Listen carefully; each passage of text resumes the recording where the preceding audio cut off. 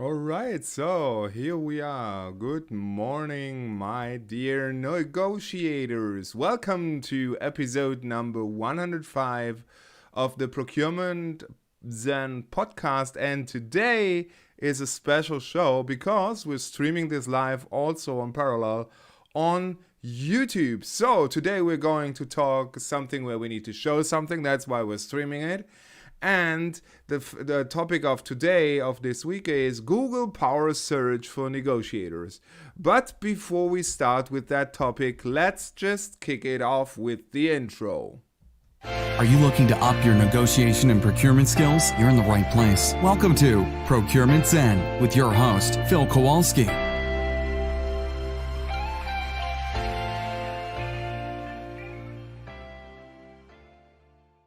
So, Google Power Search. Why in the hell should that be interesting for a negotiator? Well, the thing is, Google is an extremely powerful tech company, which of course we all know, but it also hosts a tremendous amount of information, which is quite useful for us in negotiations.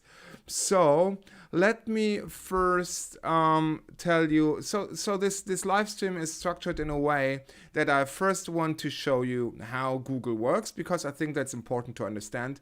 Then I tell you why, how you can apply this to your life as a negotiator and how you can use it to your advantage.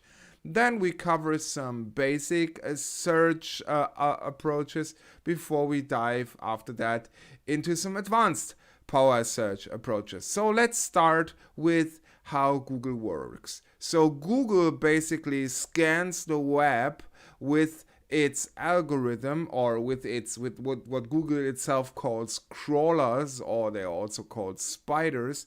And what they basically do is these spiders jump from page to page to page following links.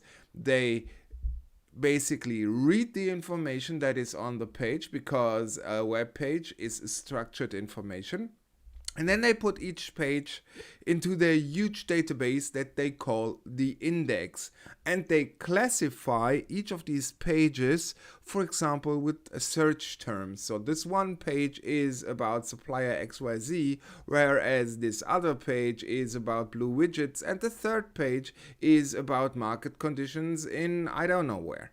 So they classify it and they give context. So if a user searches then on Google, the website goes into this huge database and returns, or Google itself goes into its database and returns what it thinks is the best match. So, one important concept to understand when you're using Google Power Search to your advantage as a negotiator is that you need to apply intelligent concepts. And this would mean you wouldn't go, let me just give you an example, you wouldn't go into a library and ask for a book. So, be specific. So now let's talk shortly how we can apply this to our advantage as negotiators. So, one thing you could do with Google Power Search is basically you could use the tool Google to find vendors for a certain product or service you're buying or you're sourcing. You could also use it to research suppliers and see what information are out there. These might be things that they share, but it could also information that others share about your suppliers, because information really is key in negotiations. And you can use it, for example, to get market info like price indices, etc.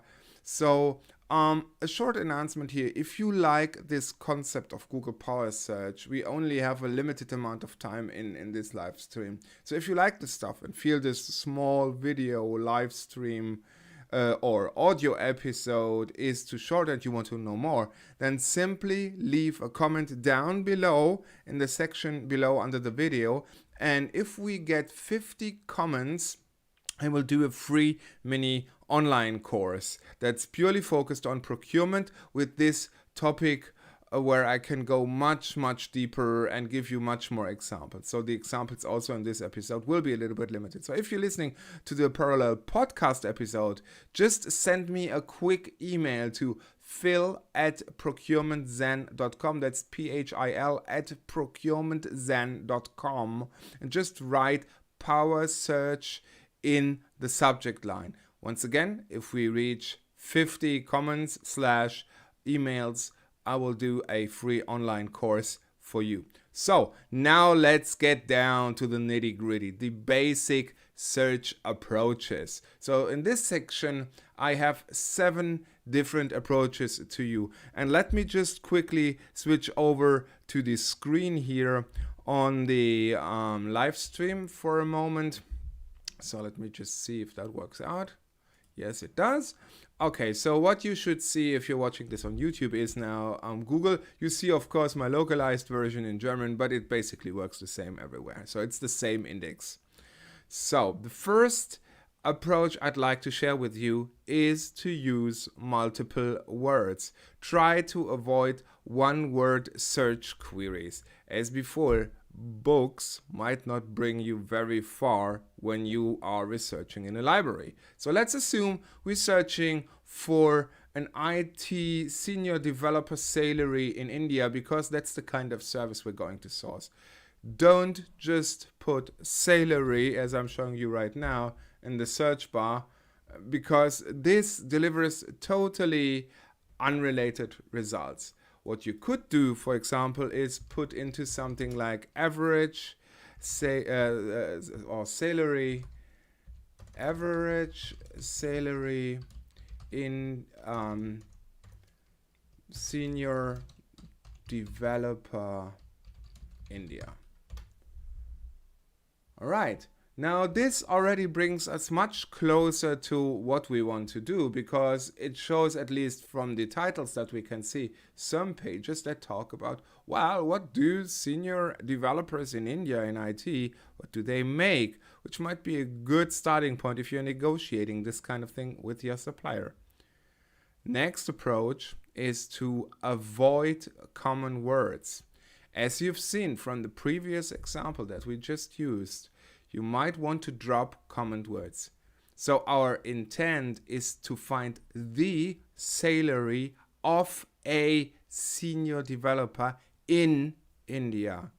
But we drop the words the, of, a, and in, because these are common words that are also not considered when Google processes these search queries.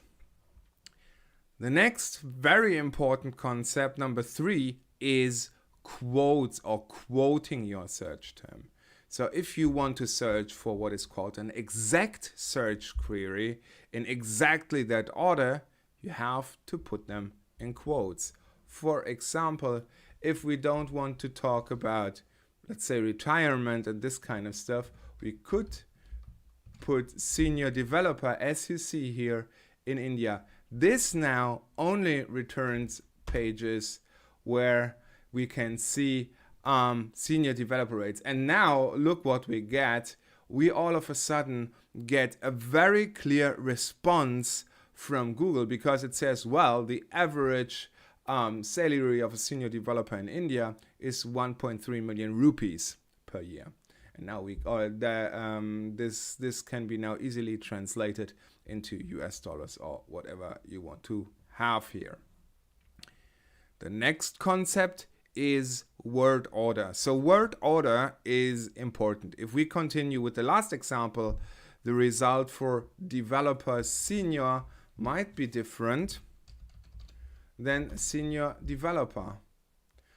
It is slightly different. You see, we go back to the previous result here on Google, which still is good, but not as good as the one we had before. And one thing that is quite important and that you clearly see from this live stream here is it's an iterative process. You get closer and closer. Don't expect to find the perfect answer and have the perfect search query with the very first iteration. As it is so fast, just quickly go through it one by one and try to fine-tune it to come to the result you want to see. So that was word order. And the next one is wildcard searches. So taking our previous example, instead of senior developer, we might want to search for developer salaries of all kinds in India. So we could type, for example, we just delete the quotes, and now we see all different kinds of things. We see software developer, we see senior software engineers here, we see web developers, and we see something like a table. It's also very interesting if that's the kind of resource we are looking for. The next one is also very interesting, and that is basically Boolean search, or using the keywords or in capital letters. So let's assume we don't only want to search in India, but for example also in the Philippines. Then we would write something like this. Let's take out the average. Let's say senior developer India or Philippines, like this. Please note the or part of the search term has to be written in capital letters so Google recognizes it as a keyword and not as a common word that needs to be dropped. That's why we capitalized it. So let's just get the results here. Oh look, that we first get the Philippine response. We also get India responses here. So that is also quite interesting. The last thing I want to show you in the basic search queries is synonyms. So that's the last basic technique. And that's a signal for Google to also search for related terms.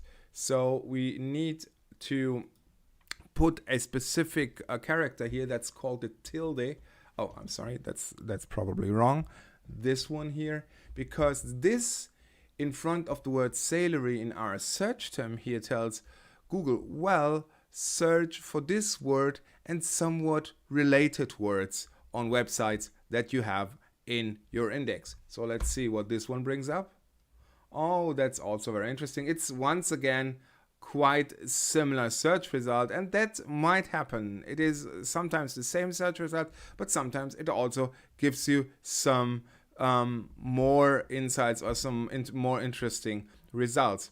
All right, now let's switch to the advanced power search tactics. And in this advanced part, we are going to talk about the three most important search operators.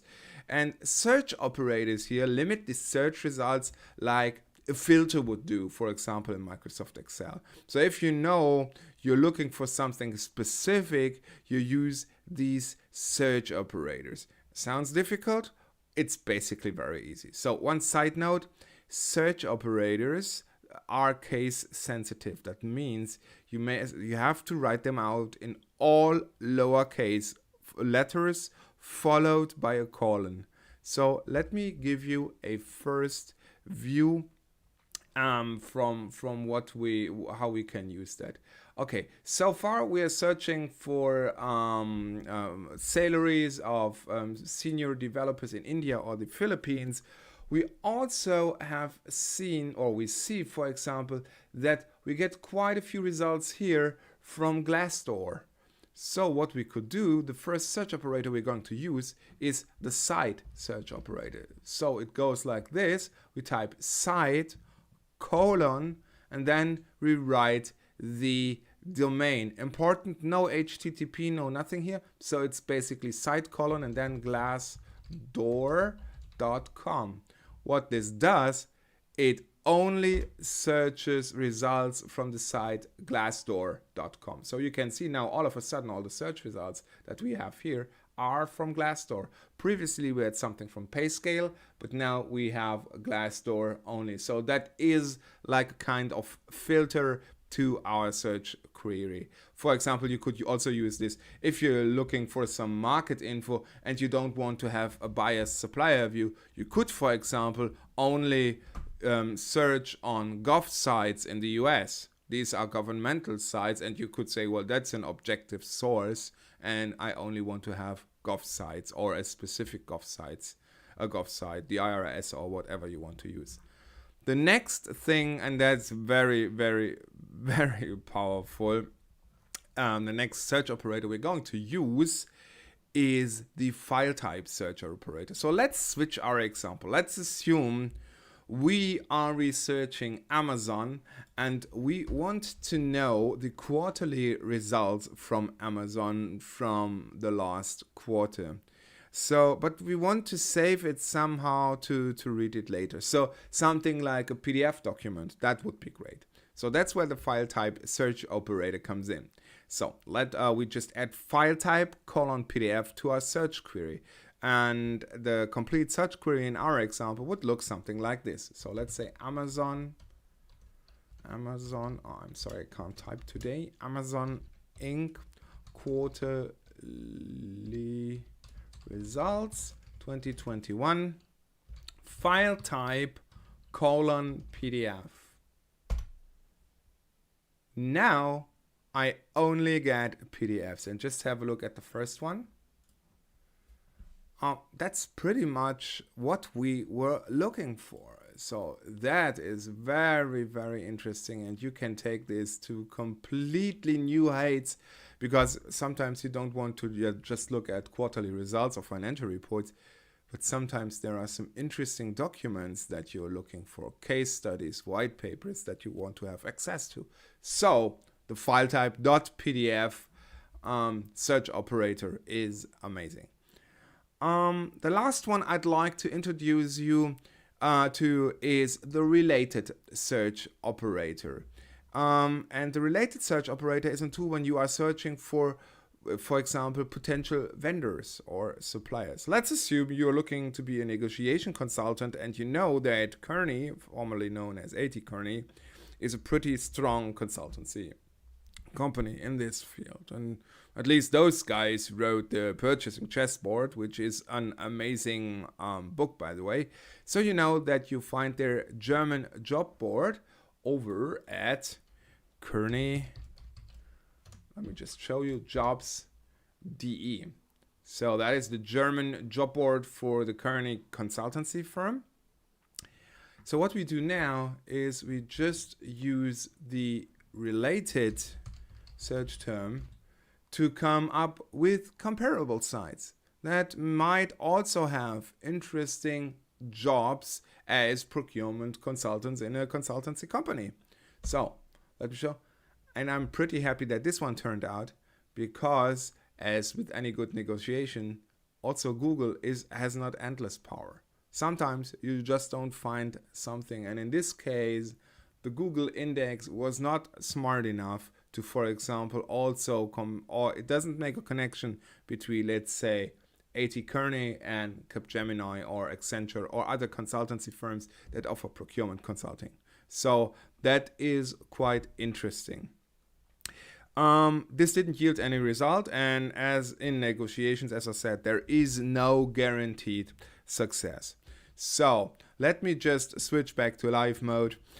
So I hope you liked this episode, and please don't forget to like and subscribe here on YouTube. Leave a comment down below if you want me to make a free online course which goes into much more depth with much more interesting examples.